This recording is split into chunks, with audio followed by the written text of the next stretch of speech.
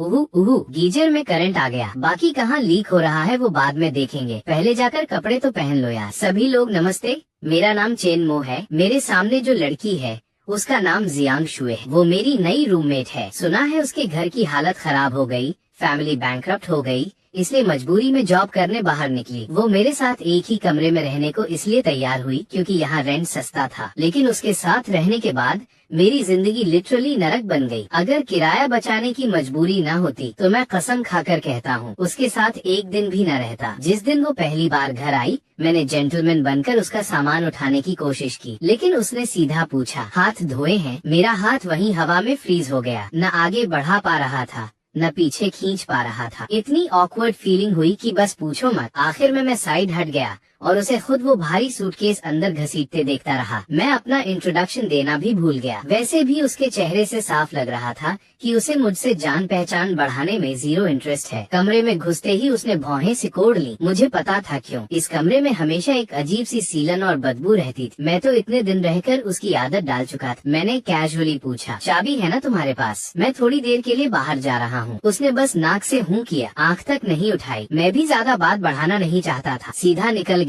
उस दिन दोस्तों के साथ ड्रिंकिंग सेशन था। जब रात करीब 11 बजे लड़खड़ाता हुआ वापस आया और कमरे का दरवाजा खोला तो मैं वहीं जम गया। ये मेरा वही कूड़े का अड्डा है। फर्श इतना साफ था कि उसमें चेहरा दिख जाए। जो पेपर्स और सामान हमेशा बिखरा रहता था, सब परफेक्टली अरेंज था। सच कहूँ तो घर में कोई साफ सुथरी लड़की होना तो लाइफ थोड़ी सिविलाइज लगने लगती है। मैं सीधा बिस्तर पर गिरा और सो गया। अगली सुबह ऑफिस जाने के लिए उठा तो देखा मेरी टेबल खाली पड़ी है। सबसे बड़ा झटका तब लगा जब मेरा यूएसबी ड्राइव गायब मिला। उसमें मेरे सालों के डेटा, आइडियाज और फाइल्स थे। मेरे लिए वो खजाना था। मैं भागता हुआ जियांग शुए के पास गया। वो, तुमने कल मेरा कमरा साफ किया था। थैंक्स बोलने की जरूरत नहीं। थैंक्स नहीं बोल रहा। मेरा यूएसबी देखा क्या? मैं सोच रहा था उसने कहीं रख दिया होगा, लेकिन उसने बेहद कैजुअली कहा, फेंक दिया। उस पल मेरी आत्मा शरीर छोड़कर वापस आना भूल गई। उसमें मेरे कई सौ जीबी डेटा थे। एक बेकार यूएसबी ही तो था। नया खरीद दूंगी या फिर उसमें कुछ अडल्ट वीडियोस थे। बस उस पल मेरा पेशेंस खत्म हो गया। मैंने वहीं रूल्स बना दिए। प्राइवेट स्पेस अलग, कॉमन एरिया अलग। हम दोनों पूरे 10 मिनट तक बहस करते रहे। आखिरकार सेटलमेंट हुआ। लिविंग रूम, बाथरूम और किचन कॉमन एरिया होंगे। बेडरूम प्राइवेट रहेगा। बालकनी उसका पर्सनल एरिया होगा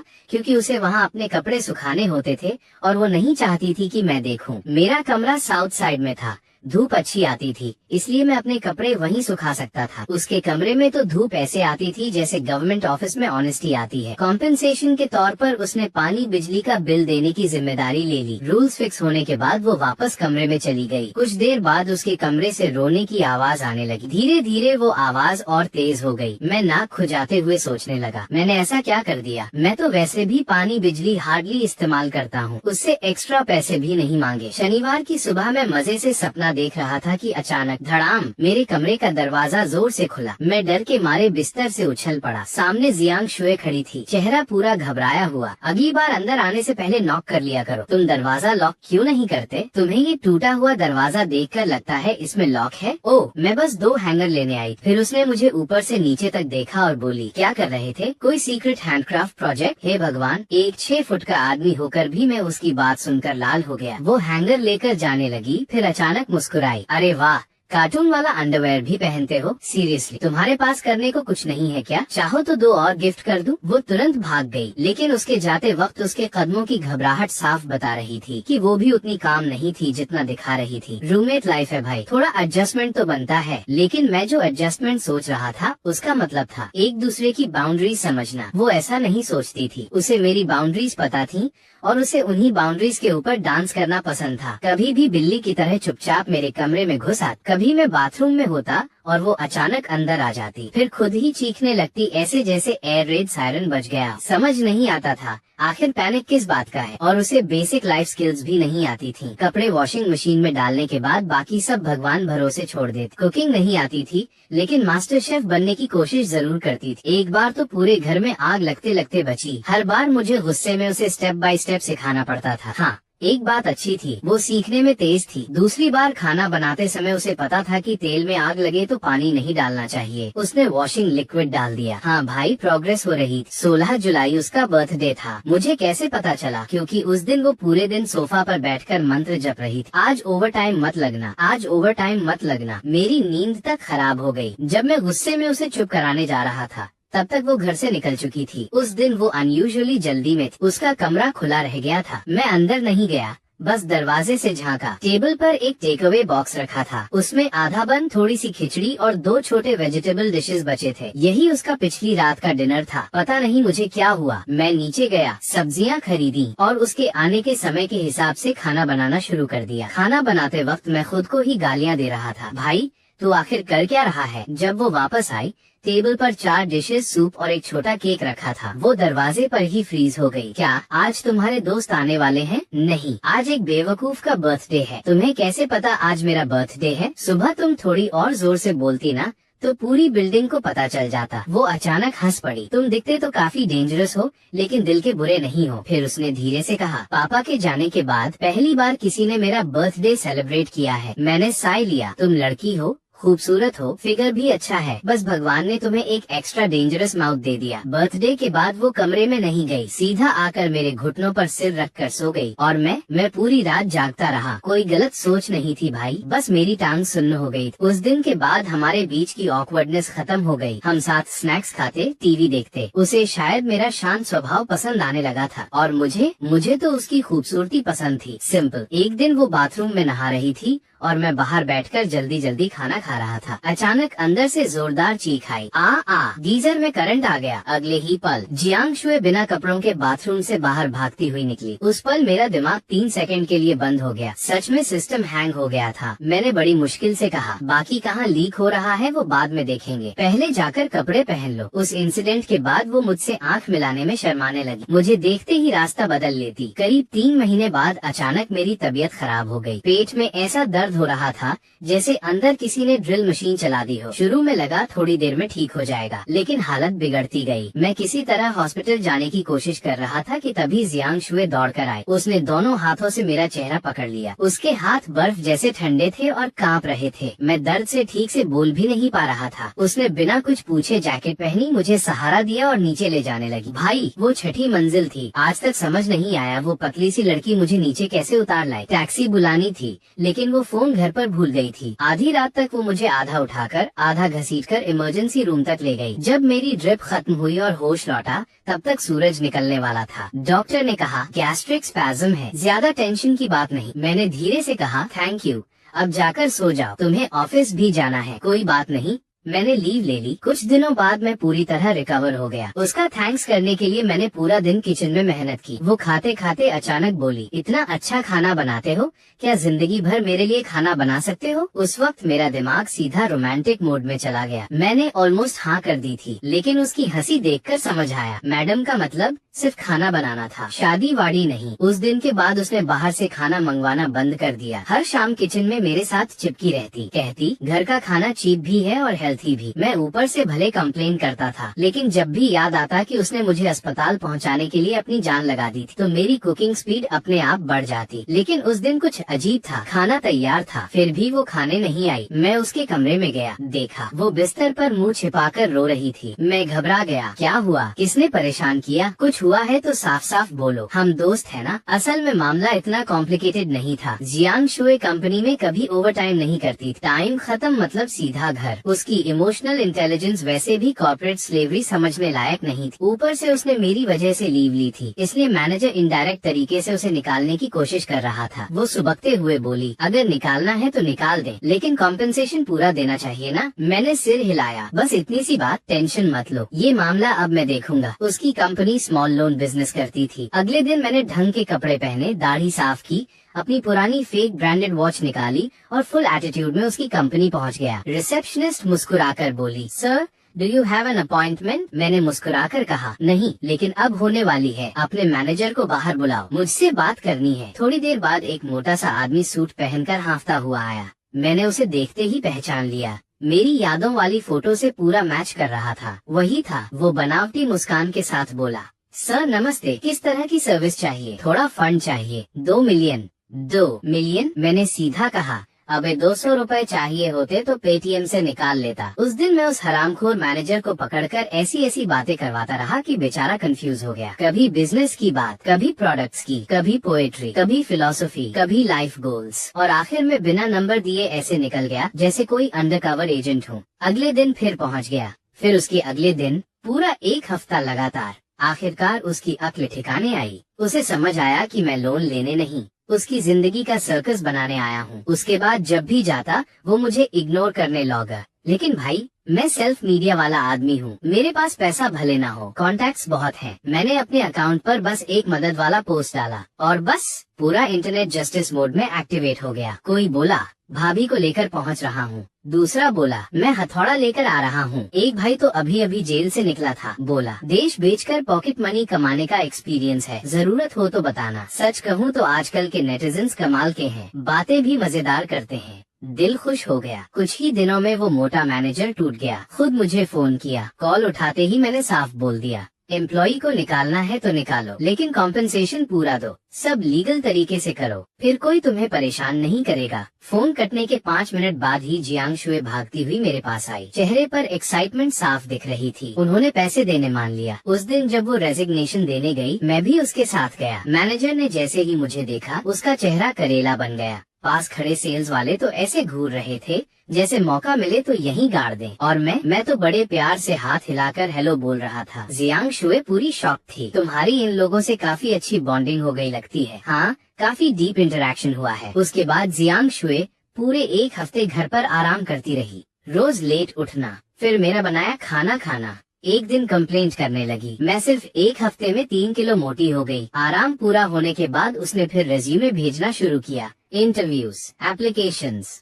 कॉल्स। एक पल के लिए सच में मेरा मन हुआ कि उसे बोल दूं, चलो दोनों मिलकर कंटेंट क्रिएशन करते हैं। घर में साथ रहना, साथ खाना, साथ काम करना, लाइफ काफी अच्छी लगती। हाँ, मानता हूँ मेरे अंदर सेल्फिशनेस थी। घर में इतनी खूबसूरत लड़की हो तो मूड अपने आप अच्छा रहता है, लेकिन फिर एक फोन कॉल ने सब गड़बड़ कर दिया। जियांग शुए को नई जॉब मिल गई, सिफांग डिस्ट्रिक्ट में एडमिनिस्ट्रेटिव वर्क। मेरे घर से मेट्रो में पूरा 1 घंटा लगता था। उस रात हमने सेलिब्रेशन किया। थोड़ा नशा चढ़ा तो मैंने कैजुअली पूछा, तो कब शिफ्ट हो रही हो, जरूरत हो तो मदद कर दूं? वो मुझे देखकर बोली, मैंने कब कहा कि मैं शिफ्ट हो रही हूँ? अरे तुम्हारा ऑफिस इतना दूर है ना। दूर कहाँ है, मैंने तुरंत कहा। तुम तो पहले 40 मिनट एक्स्ट्रा ट्रैवल से भी घर बदलने को तैयार हो जाती थी। फिर मैं हंसते हुए बोला, कोई तंग करे तो भाई को बुला लेना। तभी अचानक मकान मालिक अंदर आ गया। बहुत माफ कीजिए, मैंने ये घर बेच दिया है, नया बायर जल्दी पोजेशन चाहता है, आप लोगों को जल्दी निकलना पड़ेगा। मैं वहीं फ्रीज हो गया, फिर धीरे से जियांग शुए की तरफ देखा। अब कहाँ जाओगी? शायद सिफांग डिस्ट्रिक्ट, ऑफिस के पास रहना आसान होगा। और तुम? मैं शायद आउटस्कर्ट्स चला जाऊँ, सस्ता होगा और शांत भी, इंस्पिरेशन भी मिलेगा। हम दोनों में से किसी ने भी फिर साथ रहने की बात नहीं की। अजीब सी समझदारी थी हमारे बीच, शायद इसलिए क्योंकि सब बहुत जल्दी हुआ था। पहले लड़ाई, फिर समझना, फिर एक दूसरे के साथ खड़ा होना। अगर हमारे पास सिर्फ 6 महीने और होते तो शायद मैं हिम्मत करके उससे पूछ लेता, क्या पूरी जिंदगी साथ रहना चाहोगी? लेकिन उस समय ऐसा बोलना कुछ ज्यादा सस्पिशियस लगता। मैंने हिम्मत जुटाकर कहा, वो अगर चाहो तो मैं भी सिफांग डिस्ट्रिक्ट में घर ढूंढ लूं, 2 लोग मिलकर रेंट बांट लेंगे। उसने धीरे से कहा, हमारे ऑफिस में एक नई लड़की आई है, कल ही उसके साथ रहने का प्लान बना लिया। जिस दिन वो जा रही थी मैं उसका सामान नीचे उतार रहा था। उसने मेरे कंधे पर हाथ मारकर धूल हटाई, फिर मुस्कुराकर बोली, एक हग नहीं मिलेगा? मैंने मुंह फेरते हुए कहा, इतना इमोशनल होने की जरूरत नहीं, व्हाट्सएप है ना। लेकिन अगले ही पल मैंने उसे कसकर पकड़ लिया। जब उसकी छोटी सी शिफ्टिंग वाली गाड़ी दूर जा रही थी, ऐसा लगा जैसे मेरे अंदर उगती हुई फीलिंग्स भी उसके साथ चली गईं। मुझे याद भी नहीं कि वो मेरी बाहों से कैसे अलग हुई, न ये याद है कि हमने गुड बाय कैसे कहा। बस उसके गले लगाने के वक्त मेरे दिमाग में सिर्फ 4 शब्द घूम रहे थे, किस्मत बड़ा कमीना खेल खेलती है। आखिर में मैं खाली सड़क की तरफ हाथ हिलाता रह गया। उसके बाद हमारी चैट हिस्ट्री 6 सितंबर पर जाकर रुक गई। अगले दिन मैं भी शिफ्ट हो गया, दोस्तों को बुलाया, पूरा दिन सामान उठाते उठाते निकल गया। रात को सबके साथ बारबेक्यू खाने बैठ गए। उसी फेमिलियर माहौल ने मुझे वापस रियलिटी में लापटका। दिल में जो उसकी याद भारी होकर बैठी थी, थोड़ी हल्की लगी। एक दोस्त ने पूछा, और वो खूबसूरत रूममेट चली गई। तूने साथ क्यों नहीं रखा? उसका ऑफिस अलग एरिया में है, मेरे साथ रहकर क्या करती? वो अचानक जोर से बोला। सच बता, अभी भी पसंद करता है ना उसे? नहीं, झूठ मत बोल। फिर उसने सीधा वार किया। अगर नहीं पसंद थी तो तूने 2 बेडरूम वाला घर क्यों लिया? उसके शब्द हथौड़े की तरह दिमाग पर लगे। हाँ, मैं अकेला आदमी होकर भी 2 बेडरूम क्यों ले रहा था? और सबसे बड़ी बात, मैंने ऐसा घर चुना जो महंगा था लेकिन सिफांग डिस्ट्रिक्ट के बहुत करीब था। शायद सच में मेरे सबकॉन्शियस में कहीं न कहीं उम्मीद थी कि जियांग शुए वापस आएगी। लाइफ फिर नॉर्मल हो गई, लेकिन कुछ हैबिट्स बदल नहीं पाई। जैसे आज भी मैं जरूरत से ज्यादा खाना बना देता था। अब भी बाहर का खाना ऑर्डर करने का मन नहीं करता था। पहले जैसी आलस वाली लाइफ भी खत्म हो गई थी। मैं रेगुलरली घर साफ करने लगा था। दूसरा बेडरूम खाली था, फिर भी उसे हमेशा चमका कर रखता। उस दिन बहुत तेज बारिश हो रही थी, बिजली लगातार चमक रही थी। मैं कंप्यूटर के सामने बैठा हॉरर स्क्रिप्ट लिख रहा था। सोच रहा था डरावना क्या होगा, बिस्तर के नीचे भूत या दरवाजे के बाहर? सोचते सोचते मैं झुककर बेड के नीचे देखने लगा और फिर होली शिट, वहाँ कोई भूत नहीं था, बल्कि एक ऐसी चीज पड़ी थी जिसकी उम्मीद नहीं थी। वो यूएसबी ड्राइव जो जियांग शुए ने सपोजिटली फेंक दिया था। तभी दरवाजे पर नॉक हुआ। मैं डर के मारे उछल पड़ा, दरवाजा खोला और सामने बारिश में भीगी हुई जियांग शुए खड़ी थी। क्या हुआ, हेल्प नहीं करोगे? मैं हक्का बक्का रह गया। जियांग शुए, ये क्या चल रहा है? आजकल ब्रोकर्स बहुत लूट रहे हैं, सोचा सीधा तुम्हें रेंट दे दूं, ब्रोकरेज बच जाएगी। फिर उसने मुस्कुरा कर कहा, नए रूममेट को वेलकम करने का तरीका बड़ा यूनिक है तुम्हारा। मैंने जल्दी से कहा, पहले जाकर नहा लो वरना बीमार पड़ जाओगी। वो तुरंत पूछ बैठी, इस घर का गीजर करंट तो नहीं मारता? नहीं, मैं कई बार खुद टेस्ट कर चुका हूँ। फिर मैंने पूछा, लेकिन तुम्हें मेरा नया एड्रेस मिला कैसे? ब्रोकर से पूछा, हम दोनों सेम ब्रोकर यूज करते हैं, भूल गए? मैंने हंसते हुए कहा, अच्छा आदमी है वो। वो बोली, हाँ, उतना भी ब्लैक हार्टेड नहीं जितना तुम कहते थे। मैंने सिर हिलाया। मैं उसके कैरेक्टर की नहीं, उसके रंग की बात कर रहा था। भाई सच में बहुत काला है। वो हंसते हुए गेस्ट रूम में चली गई। मैं सोफा पर बैठा रहा। मेरी उंगलियों में अब भी उसकी भीगी हुई बॉडी की ठंडी नमी बाकी थी। मैं उठकर किचन गया। जो एक्स्ट्रा खाना बनाया था उसे दोबारा गर्म किया। मुझे पता था कमरा साफ करने के बाद उसे भूख लगेगी। उसकी एपेटाइट मुझे अच्छी तरह पता थी। दिखने में पतली थी लेकिन खाने में किसी योद्धा से कम नहीं। पुराने घर में जब भी मैं 4 डिशेस और सूप बनाता था, वो हमेशा मुझसे आधा कटोरा ज्यादा चावल खाती थी। कुछ देर बाद उसका दरवाजा खुला। वो हल्के गुलाबी रंग की स्लीपवेयर पहनकर बाहर आई और सोफा पर बैठ गई। टेबल पर गरम खाना देखकर उसकी आंखें चमक उठी। सच में दोबारा गरम किया? तुमने कहा था पेट भरा है, लेकिन खुशबू सूंघकर 2 कौर और खा लोगी। वो हंस पड़ी, फिर बिना फॉर्मेलिटीज के सीधे चॉपस्टिक्स उठाकर खाने लगी। न बारिश वाली हालत बची थी, न अलग रहने वाली दूरी। ऐसा लग रहा था जैसे वो कभी गई ही नहीं थी। मैं सामने बैठा उसे देखता रहा। चेहरे पर अपने आप मुस्कान आ गई। मैंने कैजुअली पूछा, उस नई रूममेट के साथ तो बड़ा अच्छा रहने वाली थी, फिर अचानक यहाँ क्यों? इतनी बारिश में भागती हुई चली आई। डर नहीं लगा कि मेरी नई गर्लफ्रेंड आ चुकी होगी? उसके हाथ रुक गए, कानों तक हल्की लालिमा फैल गई। फिर धीरे से बोली, उस लड़की के साथ रहना इम्पॉसिबल था। पहले दिन से कंप्लेन शुरू कर दी। कहती थी मैं ज्यादा देर नहाती हूँ, रात को उठती हूँ तो आवाज करती हूँ। जैसे जैसे वो बोल रही थी उसका चेहरा उतरता जा रहा था, बिल्कुल वैसा ही जैसा तब होता था जब ऑफिस वाले उसे परेशान करते थे। आखिर में उसकी आवाज धीमी हो गई, सिर झुक गया, कान इतने लाल हो गए थे जैसे अभी धुआं निकल जाएगा। मेरा दिल पिघल गया। मैंने उसके सिर पर हाथ फेरा। उसके बाल अब भी उतने ही मुलायम थे। मैंने धीरे से कहा, अगर वापस आना चाहती हो तो आ जाओ। वैसे भी ये 2 बेडरूम का घर है, एक कमरा खाली ही पड़ा है और तुम्हारे आने से घर थोड़ा वार्म लगेगा। वो तुरंत मेरी तरफ देखने लगी। सच में तुम्हें मैं परेशान नहीं लगती? परेशान बिल्कुल लगती हो। तुम्हें खाना बनाना नहीं आता,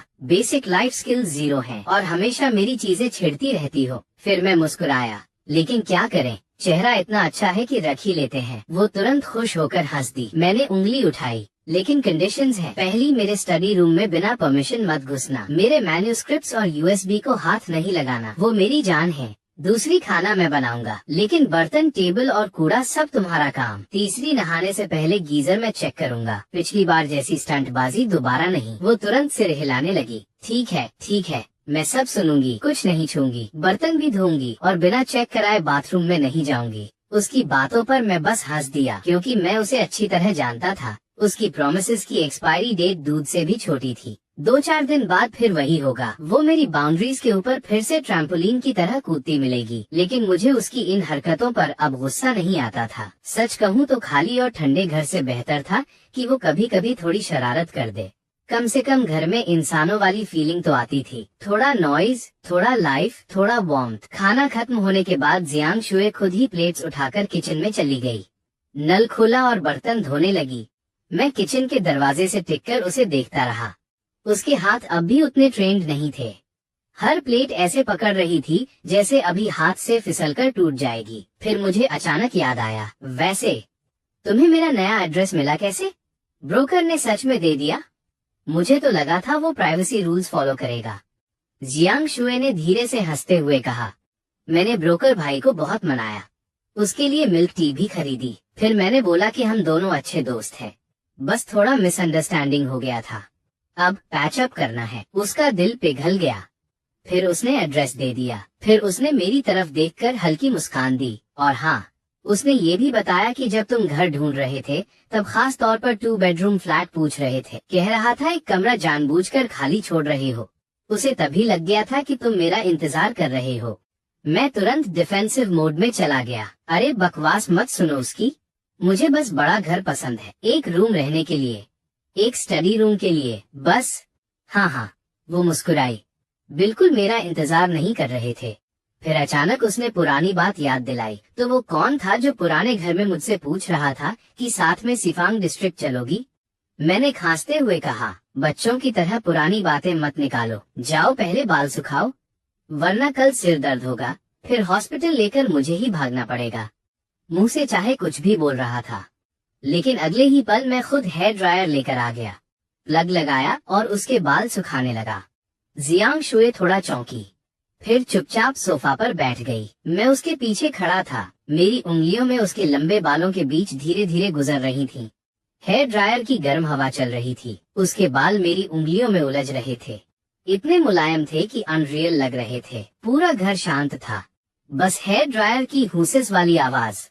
और उसी पल मेरे दिल में अचानक एक अजीब सा ख्याल आया, काश ये पल ऐसे ही हमेशा चलता रहे। थोड़ी देर बाद उसने किचन की तरफ देखा और उठने लगी। मैं कुछ बनाऊं?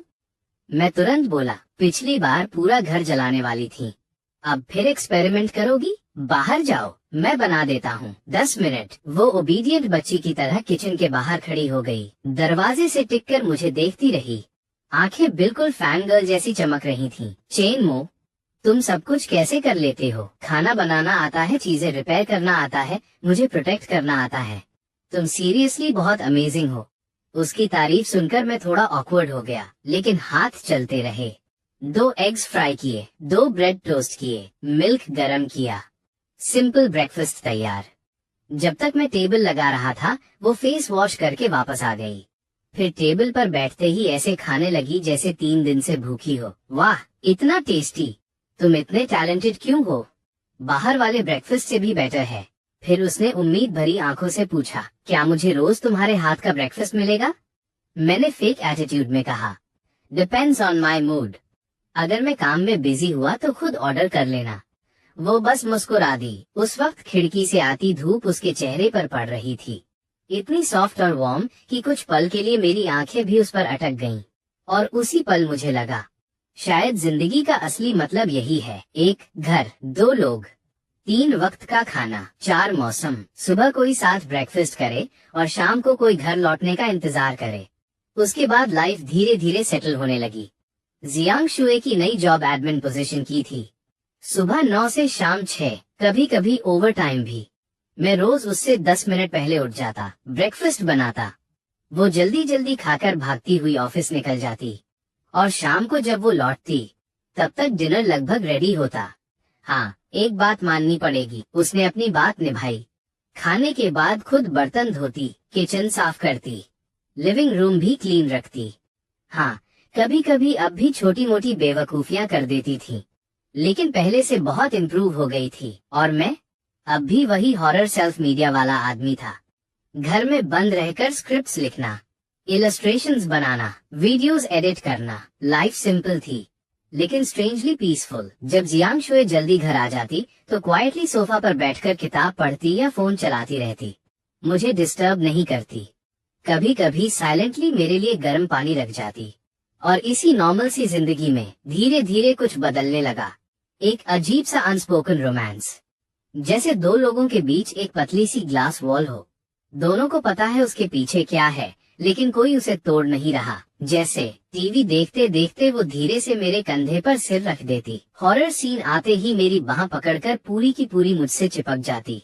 पूरा कांप रही होती, लेकिन मुंह से फिर भी बोलती, मैं बिल्कुल नहीं डर रही। हाँ हाँ, बिल्कुल नहीं। कभी मैं देर रात तक काम करता तो वो लिविंग रूम की लाइट चालू छोड़ देती, मेरी टेबल पर गर्म दूध रख जाती, फिर खुद क्वाइटली सोने चली जाती। बारिश वाले दिनों में मैं उसका ऑफिस टाइमिंग कैलकुलेट करके मेट्रो स्टेशन पहुंच जाता। वो मेरी बाह पकड़कर पानी में छप छप करते हुए चलती। चेहरे पर ऐसी स्माइल होती जैसे दुनिया की सारी खुशी उसी के पास हो। वीकेंड पर हम दोनों शायद ही बाहर जाते, ज्यादातर घर में पड़े रहते। मैं काम करता रहता, वो घर साफ करती या स्नैक्स बनाना सीखती। सक्सेस रेट आज भी क्वेश्चनेबल था, लेकिन जब भी कुछ बनाती सबसे पहले मुझे खिलाती। एक शनिवार मैं वीडियो एडिटिंग में इतना डूबा हुआ था कि लंच करना भूल गया। जियांग शुए ने मुझे डिस्टर्ब नहीं किया, चुपचाप किचन में गई और ऑनलाइन ट्यूटोरियल देखकर वॉन्टन बनाना सीखने लगी। जब मैं फाइनली कमरे से बाहर आया तो टेबल पर टेढ़े मेढ़े वॉन्टन रखे थे, कुछ फटे हुए, कुछ से फिलिंग बाहर निकल रही थी। वो एप्रन पहने खड़ी थी, हाथों पर आटा लगा था और चेहरे पर प्योर एक्सपेक्टेशन। मैं उन्हें देखकर हंस पड़ा, फिर एक स्पून उठाकर टेस्ट किया। सरप्राइजिंगली स्वाद बुरा नहीं था, बस नमक थोड़ा ज्यादा था। वो टेंशन में पूछने लगी, कैसा है, बहुत खराब बना क्या? मैं हंस पड़ा, नहीं, बस थोड़ा कम नमक डालना अगली बार। फिर मैंने पूरा बोल खत्म कर दिया। वो इतनी खुश हुई जैसे किसी किंडरगार्टन बच्चे को स्टार स्टिकर मिल गया हो। उस दोपहर हम बालकनी में बैठे धूप सेंक रहे थे। वो आंखें बंद करके कुर्सी पर लेटी थी। फिर अचानक बोली, चेन मो, तुम्हें लगता है हम सिर्फ रूममेट्स हैं? मैंने उसकी तरफ देखा, धीरे से कहा, हम सबसे अच्छे रूममेट्स हैं और सबसे अच्छे दोस्त भी। उसने मेरी तरफ देखा, उसकी आंखों में कुछ था, कुछ ऐसा जो मैं समझ रहा था, लेकिन फिर भी समझने का नाटक कर रहा था। वो कुछ कहना चाहती थी, लेकिन आखिरकार सिर्फ धीरे से बोली, हूँ। असल में हम दोनों जानते थे, हमारा रिश्ता दोस्ती से बहुत आगे निकल चुका था। बस हम दोनों किसी सही समय का इंतजार कर रहे थे, किसी ऐसे पल का जब हम फाइनली दिल की बात बोल पाएं। दिन बीतते गए, मौसम ठंडा होने लगा, लेट ऑटम आ गया, लेकिन घर पहले से ज्यादा गर्म महसूस होने लगा। अब घर लौटते ही खाने की खुशबू आती थी, कोई बात करने वाला होता था। अब वो अकेलापन नहीं बचा था, और शायद इसी वजह से मैं इस जिंदगी का आदी होता जा रहा था, और उतना ही डर भी रहा था, कहीं ये सब छिन न जाए। एक वीकेंड हल्की बारिश हो रही थी, ठंडी ग्लूमी वेदर। हम दोनों बाहर जाने के मूड में नहीं थे। मैं पुराने वीडियो मटेरियल्स अरेंज कर रहा था। जियांग शुए सोफा पर कुशन पकड़कर फोन चला रही थी। पूरा माहौल शांत और कोजी था। फिर अचानक उसने लंबी सांस ली, फोन साइड में रखा, घुटनों को पकड़कर चुपचाप सिर झुका लिया। मैंने तुरंत नोटिस कर लिया कि कुछ गड़बड़ है। काम रोककर उसके पास गया, धीरे से उसकी पीठ थपथपाई। क्या हुआ? ऑफिस में कुछ हुआ? किसी ने कुछ कहा? मैंने आवाज बहुत सॉफ्ट रखी। डर था कहीं वो और टूट न जाए। काफी देर तक वो चुप रही, फिर धीरे से सिर उठाया। आंखें लाल थीं, आंसू भरे हुए। कांपती आवाज में बोली, आज पापा की डेथ एनिवर्सरी है। मुझे तुरंत उसका बर्थडे याद आया। उसी दिन उसने बताया था कि उसके पिता गुजर गए थे, इलाज में पूरा पैसा खत्म हो गया था, इसीलिए उसे बाहर आकर काम करना पड़ा, सस्ते रेंटेड हाउस में रहना पड़ा। मैंने कभी उसके पास्ट के बारे में ज्यादा नहीं पूछा, डर था कहीं उसके घाव फिर से न खुल जाएं। मैंने धीरे से उसे अपनी बाहों में खींच लिया, उसका सिर अपने कंधे पर रख दिया और बच्चे की तरह उसकी पीठ थपथपाने लगा। बस फिर क्या था, वो टूट गई, मेरी छाती से लगकर जोर जोर से रोने लगी। उसके रोने में दबा हुआ दर्द था, अकेलापन था, इतने समय की सारी तकलीफें थीं। मैं उसे पकड़कर बैठा रहा, उसका कांपता हुआ शरीर महसूस कर सकता था। दिल अंदर से कसने लगा। इतनी चेयरफुल दिखने वाली लड़की अपने अंदर इतना दर्द छिपाकर घूम रही थी। वो पहले एक अच्छी फैमिली में पली बढ़ी थी, माँ बाप की लाडली बेटी, जिस चीज की जरूरत होती मिल जाती। फिर अचानक उसके पिता बीमार पड़े, सारा पैसा इलाज में चला गया और आखिरकार वो भी चले गए। एक दिन में उसकी जिंदगी बदल गई। प्रिंसेस से सीधे स्ट्रगलिंग एम्प्लॉय, किसी के लिए भी ये आसान नहीं होता। बहुत देर रोने के बाद वो धीरे धीरे शांत हुई। आंखें पूरी सूज गई थीं, नाक लाल हो चुकी थी। वो अब भी मेरी बाहों में थी। धीरे धीरे उसने अपना पास्ट बताना शुरू किया। पापा पहले छोटा बिजनेस करते थे, घर की हालत अच्छी थी। मैंने बचपन में कभी तकलीफ नहीं देखी। पढ़ाई में जियांगशुए कभी खास अच्छी नहीं थी, लेकिन उसके पापा ने उसे कभी डांटा नहीं। वो हमेशा बस यही कहते थे, मेरी बेटी खुश रहे वही काफी है। उसकी माँ तो बचपन में ही गुजर गई थी। उसके बाद उसके पापा ने अकेले ही उसे पाला। जो मांगा वो दिया, जितना प्यार दे सकते थे दिया। 3 साल पहले अचानक उसके पापा को कैंसर डिटेक्ट हुआ, और वो भी लास्ट स्टेज। उस वक्त जियांगशुए अभी कॉलेज में थी। ये खबर सुनते ही उसकी दुनिया जैसे रुक गई। इलाज के लिए घर बेच दिया गया, बिजनेस खत्म हो गया, सारी सेविंग्स चली गईं। रिश्तेदारों से लेकर दोस्तों तक, जिससे हो सकता था सबसे पैसे उधार लिए। लेकिन आखिर में फिर भी उसके पापा को बचाया नहीं जा सका। जिस दिन वो गए, उन्होंने जियांगशुए का हाथ पकड़कर सिर्फ एक बात कही, अपना ध्यान रखना, कभी खुद को मजबूर मत करना, खुश रहना, और किसी ऐसे इंसान को चुनना जो सच में तुमसे प्यार करे। मेरी तरह अकेली मत रहना। जियांगशुए ने रोते हुए उनसे प्रॉमिस किया था, लेकिन उसके बाद वो हर बार टूट जाती थी जब किसी और को अपने पापा के साथ देखती। ग्रेजुएशन के बाद वो अपने होम टाउन में नहीं रहना चाहती थी। हर चीज उसे अपने पापा की याद दिलाती थी, इसलिए वो अकेले इस शहर में आ गई। सबसे सस्ता कमरा ढूंढा, जो जॉब मिल सकती थी की। रिश्तेदारों से बात करना भी कम कर दिया। डर था कि अगर किसी ने पूछ लिया कैसी हो, तो शायद वो खुद को रोक नहीं पाएगी। फिर उसने धीरे से मेरी तरफ देखा। पुराने घर में मैं हमेशा तुमसे लड़ती रहती थी ना, तुम्हारी चीजें छेड़ती थी। असल में मैं बहुत अकेली थी, बस चाहती थी कोई मुझसे बात करे। उसकी आवाज धीरे धीरे कांपने लगी। फिर तुमने मेरा बर्थडे सेलिब्रेट किया, मेरे लिए लड़ाई की, मेरी तरफ खड़े रहे। तब पहली बार लगा कि ये शहर इतना ठंडा नहीं है, किसी का साथ होना कितना अच्छा होता है। फिर वो हल्का सा हंसी, लेकिन आंखों से आंसू फिर गिर पड़े। जब हम अलग हुए थे ना, मैं ठीक से सो नहीं पाती थी, कहीं भी रहती घर जैसा फील नहीं आता था। सिर्फ तुम्हारे साथ रहने पर ही मन शांत रहता है। उसने एक ही सांस में दिल की सारी बातें कह दी। जो दर्द इतने समय से अंदर दबा रखा था, सब बाहर आ गया। मैं उसे चुपचाप सीने से लगाए बैठा रहा। दिल इतना भारी हो गया था कि समझ नहीं आ रहा था क्या बोलूं। ये लड़की बाहर से कितनी केयरलेस और नॉइजी लगती थी, लेकिन अंदर से उतनी ही टूटी हुई थी। उसकी सारी बदतमीजियां, उसकी शरारतें, उसकी चाइल्डिश हरकतें असल में खुद को बचाने का तरीका थी। वो अंदर से अब भी बस एक छोटी सी लड़की थी जिसे प्यार चाहिए था। मैंने उसे और कसकर पकड़ लिया। धीरे लेकिन बहुत सीरियस आवाज में कहा, अब तुम्हें अकेले रहने की जरूरत नहीं है। अब मैं हूँ, तुम्हारे पापा की जगह तो कभी नहीं ले सकता, लेकिन मैं प्रॉमिस करता हूँ, मैं तुम्हारा ख्याल रखूंगा, तुम्हें कभी अकेला फील नहीं होने दूंगा। कोई तुम्हें हर्ट करेगा तो सबसे पहले मैं खड़ा रहूंगा, और चाहे कुछ भी हो जाए मैं तुम्हारे साथ रहूंगा। जियांगशुए ने सिर उठाकर मुझे देखा। उसकी आंखों में आंसू थे, लेकिन साथ में एक अजीब सी उम्मीद भी। वो धीरे से बोली, सच? तुम मुझे छोड़कर नहीं जाओगे? मैंने बिना हिचकिचाए कहा, कभी नहीं। हर बर्थडे तुम्हारे साथ मनाऊंगा। तुम्हें कोई रुलाएगा तो मैं उससे लड़ूंगा। तुम अकेली फील करोगी तो मैं तुम्हें पास रखूंगा। हम हमेशा साथ रहेंगे, ठीक? उसने जोर से सिर हिलाया, फिर सीधे मेरे सीने से लिपट गई। चेहरा मेरी छाती में छिपाकर धीरे से बोली, ठीक है, हमेशा साथ रहेंगे। उस पल ऐसा लगा जैसे दो अकेले लोग आखिरकार अपना घर ढूंढ चुके हों। हमारे बीच जो फीलिंग्स इतने समय से छुपी हुई थीं, उन सबको आखिर नाम मिल गया। अब हम दोनों समझ चुके थे, हम एक दूसरे की जिंदगी का हिस्सा नहीं, जरूरत बन चुके हैं। उस रात मैंने उसकी पसंद की ढेर सारी डिशेस बनाई, जूस की बोतल खोली और उसके साथ बैठकर उसके पापा को याद किया। मैंने उससे कहा, अब हर साल इस दिन मैं तुम्हारे साथ रहूंगा। जब भी पापा की याद आए मुझे बता देना। वो धीरे धीरे मुस्कुराने लगी। उसकी आंखों का दुख थोड़ा हल्का हो चुका था। अब वहाँ डर कम था और सुकून ज्यादा। शायद इसलिए क्योंकि पहली बार उसे लगा अब वो इस शहर में अकेली नहीं है। अब उसके पास लौटने के लिए एक घर है, और उस घर में मैं था। उसके बाद जिंदगी धीरे धीरे नॉर्मल चलने लगी। देखते देखते विंटर आ गया। बाहर ठंड बढ़ती जा रही थी, लेकिन घर पहले से ज्यादा गर्म महसूस होता था। हमारा रिश्ता भी अब रूममेट वाला नहीं रहा था। हम प्रैक्टिकली कपल बन चुके थे, बस ऑफिशियली प्रपोज नहीं किया था। बाकी हर चीज तो कपल्स वाली ही थी।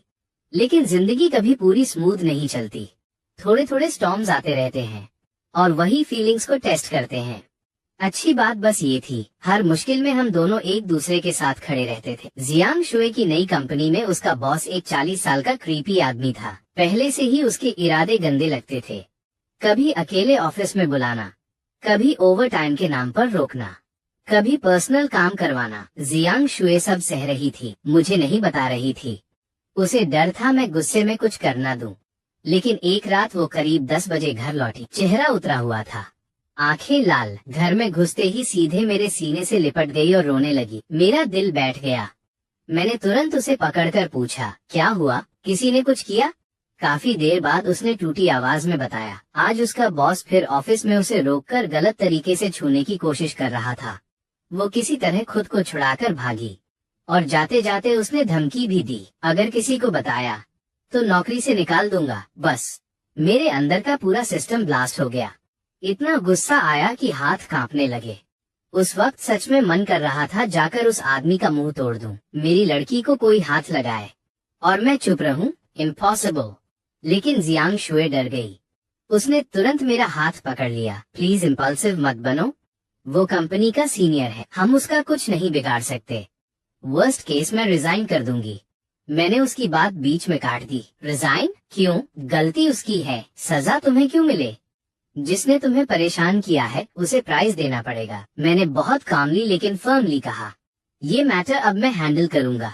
उस रात मैंने कोई ड्रामा नहीं किया, सीधे जाकर लड़ाई भी नहीं की। पहले एविडेंस कलेक्ट किया, उसके चैट्स, कॉल रिकॉर्ड्स, मैसेजेस, फिर उसके कुछ ट्रस्टेड कॉलीग से बात की। तब पता चला वो आदमी सिर्फ जियांग शुए को नहीं, कई फीमेल एम्प्लॉइज को परेशान कर चुका था।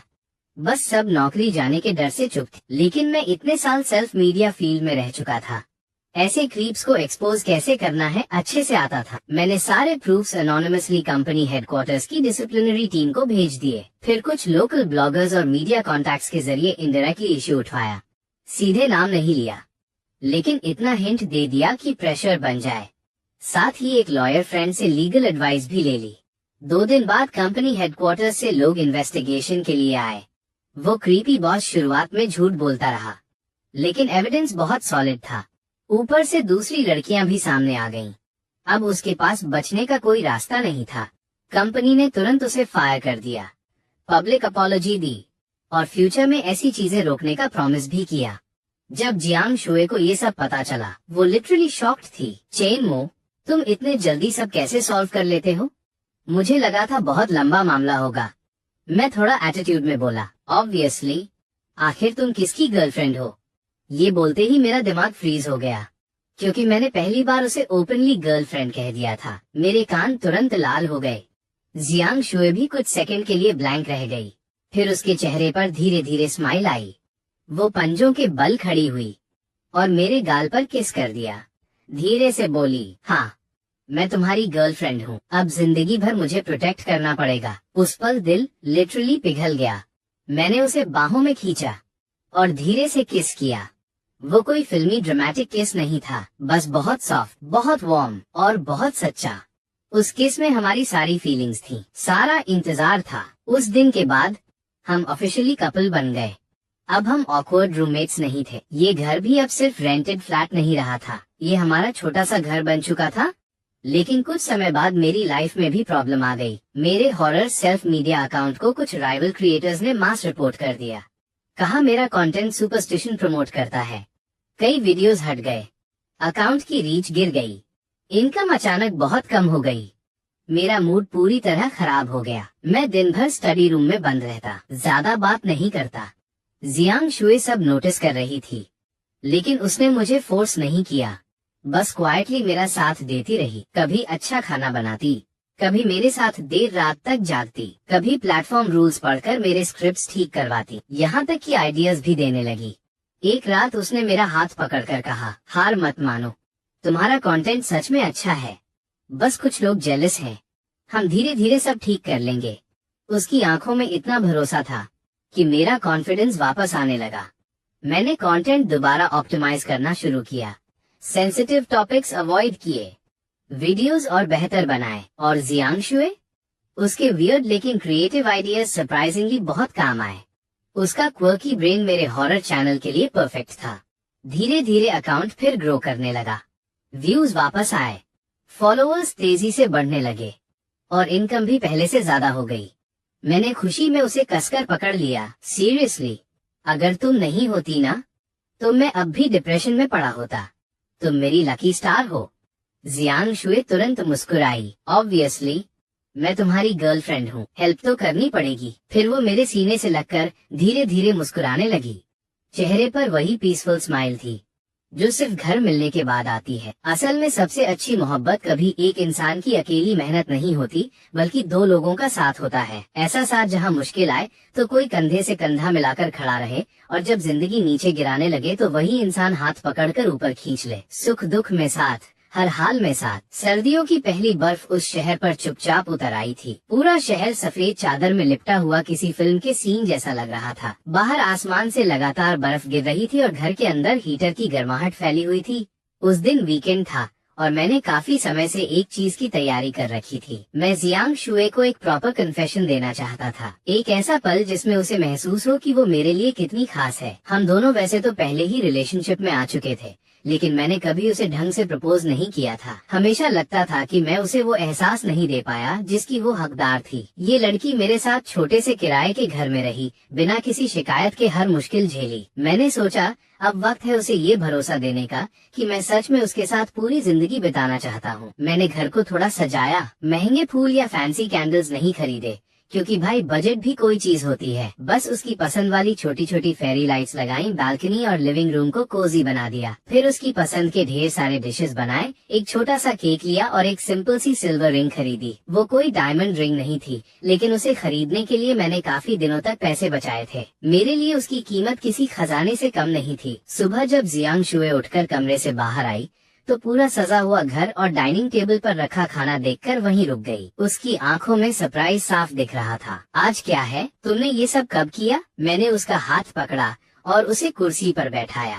फिर उसकी आंखों में देखते हुए धीरे धीरे कहा, आज कोई खास दिन नहीं है, बस मैं तुम्हें ऑफिशियली बताना चाहता हूँ कि मैं तुमसे कितना प्यार करता हूँ। शुरुआत में हम दोनों बस मजबूरी में साथ रहने वाले रूममेट्स थे। हर बात पर लड़ते थे, एक दूसरे को इरिटेट करते थे, लेकिन धीरे धीरे तुम मेरी आदत बन गई। फिर आदत से बढ़कर मेरी जिंदगी। पहले मुझे लगता था जिंदगी बस जैसे तैसे कट जाए वही काफी है, 2 वक्त का खाना मिल जाए, सिर पर छत हो, बस।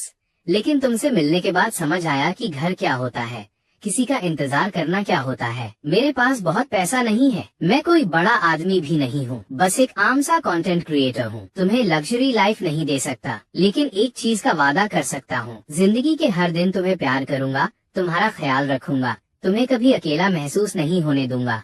3 वक्त का खाना मैं बनाऊंगा और पूरी जिंदगी तुम्हारे साथ चलूंगा। मैंने गहरी सांस ली। जियांग मैं तुमसे प्यार करता हूँ, ये कोई टेम्पररी फीलिंग नहीं है। मैंने बहुत सोचकर ये फैसला लिया है। क्या तुम मेरी गर्लफ्रेंड बनकर नहीं, मेरी पूरी जिंदगी बनकर रहोगी? क्या तुम मुझसे शादी करोगी? मैंने वो सिल्वर रिंग निकाली और उसके सामने घुटनों पर बैठ गया। दिल इतनी तेज धड़क रहा था जैसे एग्जाम हॉल में बिना पढ़े पेपर देने जा रहा हूँ। जियांग वहीं खड़ी रह गई। अगले ही पल उसकी आंखों से आंसू बहने लगे, लेकिन वो दुख के आंसू नहीं थे, वो खुशी थी। उसने जोर से सिर हिलाया। हाँ, मैं तो बहुत पहले से तैयार थी। मैंने मुस्कुराते हुए उसकी उंगली में रिंग पहनाई। साइज बिल्कुल परफेक्ट था। अब तुम ऑफिशियली मेरी हो, जिंदगी भर भाग नहीं पाओगी। वो मुझे पकड़कर रोने लगी, लेकिन चेहरे पर इतनी प्यारी स्माइल थी कि उस पल दुनिया की हर चीज फीकी लग रही थी। उसने अपनी उंगली में रिंग देखते हुए कहा, ये मेरी जिंदगी का सबसे खूबसूरत गिफ्ट है, किसी भी सोने हीरे से ज्यादा। उस रात हम दोनों खिड़की के पास खड़े होकर बाहर गिरती बर्फ देखते रहे, खाना खाते रहे, फ्यूचर की बातें करते रहे। कोई लग्जरी नहीं थी, कोई एक्सपेंसिव सेटअप नहीं था, लेकिन उस छोटे से घर में जो खुशी थी वो शायद बड़े बड़े महलों में भी नहीं मिलती। रात तक बर्फ रुक चुकी थी, बाहर चांदनी सफेद बर्फ पर पड़ रही थी और पूरा रास्ता चमक रहा था। मैंने उसका हाथ पकड़ा और हम नीचे वॉक करने निकल गए। बर्फ पर चलते हुए चर्र चर्र की आवाज आ रही थी। हम धीरे धीरे सड़क पर चलते रहे, बातें करते रहे, हंसते रहे। ठंडी हवा भी उस वक्त गर्म लग रही थी। जियांग शुए ने आसमान की तरफ देखकर कहा, चांद कितना गोल और सुंदर लग रहा है। मैंने उसकी तरफ देखा और हंस दिया। इतना भी सुंदर नहीं जितनी तुम। वो तुरंत शर्माकर मुझे मारने लगी। मैंने झुककर उसके माथे को किस किया।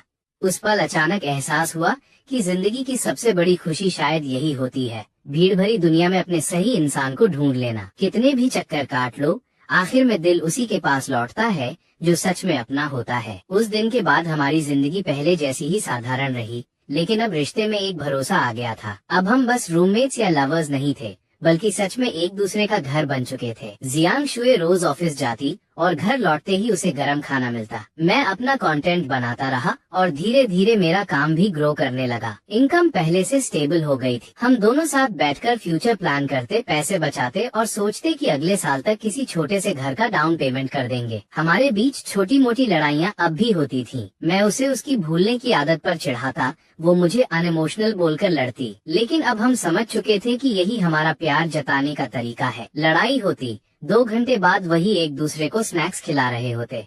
Typical couple behaviour. नए साल पर मैं उसके साथ उसके होम टाउन गया। वहाँ उसने अपने पिता की कब्र पर फूल रखे। मैं उनके सामने खड़ा होकर धीरे से बोला, मैं जियांग शुए का हमेशा ख्याल रखूंगा, उसे कभी दुख नहीं होने दूंगा। जियांग शुए ने मेरा हाथ कसकर पकड़ लिया। उसकी आंखों में भरोसा साफ दिखाई दे रहा था। उसके बाद हम वापस अपने छोटे से किराए वाले घर लौट आए और फिर से मेहनत में लग गए। मैंने और ज्यादा मेहनत से वीडियोस बनाई। अकाउंट तेजी से ग्रो करने लगा। अच्छे ब्रांड डील्स मिलने लगे और इनकम कई गुना बढ़ गई। उधर जियांग शुए ने भी नई नौकरी ज्वाइन कर ली, पहले से ज्यादा आरामदायक और अच्छी सैलरी वाली। अब उसे किसी की डांट नहीं सुननी पड़ती थी। वो पहले से ज्यादा खुश रहने लगी। हम अभी भी उसी 2 कमरे वाले किराए के घर में रह रहे थे, लेकिन अब वो सिर्फ कमरा नहीं था, वो हमारा घर था। हर कोने में हमारी यादें थी। सुबह साथ उठना, मैं ब्रेकफास्ट बनाता और वो घर समेटती। शाम को साथ खाना बनाना, टीवी देखते हुए रैंडम बातें करना। वीकेंड पर कभी घर में पड़े रहना, कभी मूवी देखने निकल जाना। जिंदगी सिंपल थी,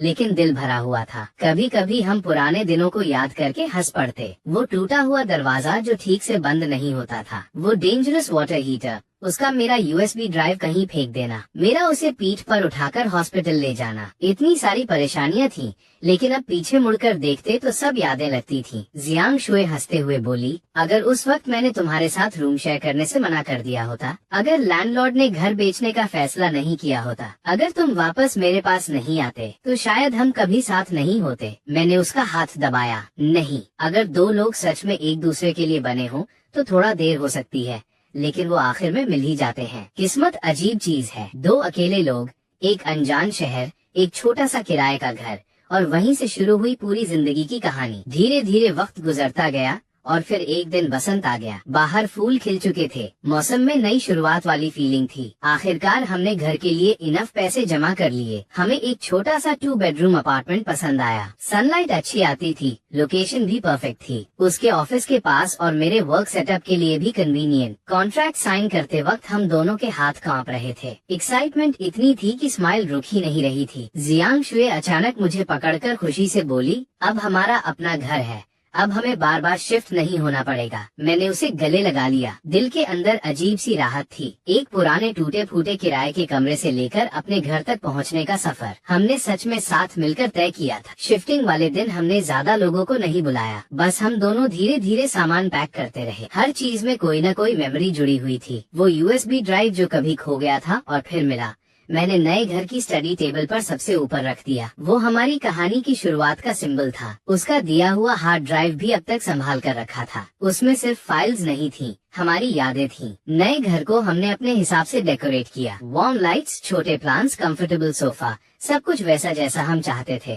पहली रात हमने नए घर में ढेर सारा खाना बनाया, एक बॉटल वाइन खोली और अपनी नई जिंदगी सेलिब्रेट की। जियांग शुए सामने बैठी मुझे देख रही थी। चेन मो, थैंक यू, हमेशा मेरे साथ रहने के लिए, मुझे घर देने के लिए। मैंने हल्का सा सिर हिलाया। मुझे तुम्हारा शुक्रिया करना चाहिए, तुमने मेरी जिंदगी बदल दी, मुझे अकेलेपन से बाहर निकाला। मैंने वाइन ग्लास उठाया और उसकी तरफ बढ़ाया। बाकी की पूरी जिंदगी, हर मौसम में, हर हाल में मेरे साथ सिर्फ तुम रहना।